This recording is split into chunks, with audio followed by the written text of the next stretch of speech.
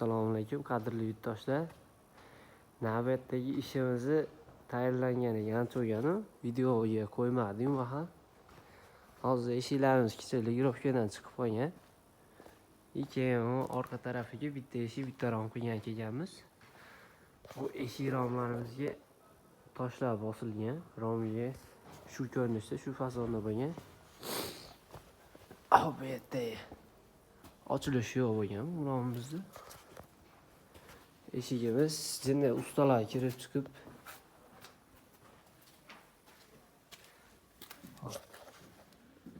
bo'rttirilgan toshlari.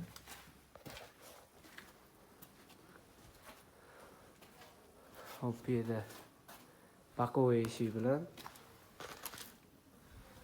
eshigimiz bir qanot bet, bu yerda ikki qanot. Betimiz ham ikki qanot.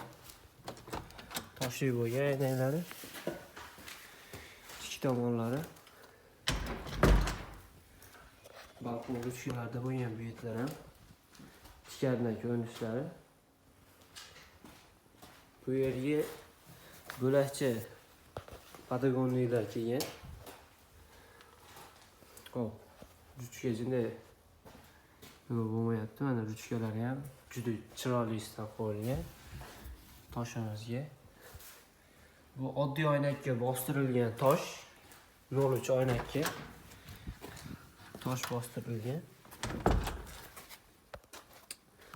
Komplekti $150 bo'lgan eshik bilan shu bitta romniki. Bular endi $50 atrofida to'g'ri keladi, kichkinalardiki.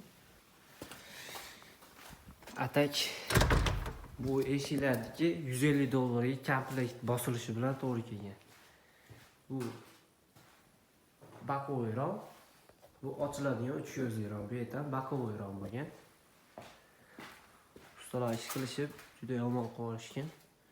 Bu yerda ham rom. Shu rom $150 ga to'g'ri keladi. Mana eshik ham $150. Har bitta eshikka rom $150 dan qo'shiladi aynada o'ziga. Patagoniyalari, mana ruchkalari.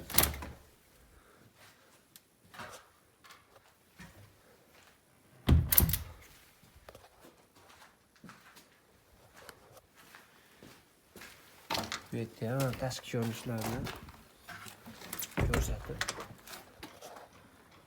Bu bir sira artib tozalagandan keyin juda chiroyli bo'lib qoladi. Oynaklari yana ko'rinishlar. Bular chang boshqalari. Atak bular chiqita. Bu rom ko'rinishi. Bu yerda ham eshigi bor. Bu nol tarafda ham bitta eshigi bor.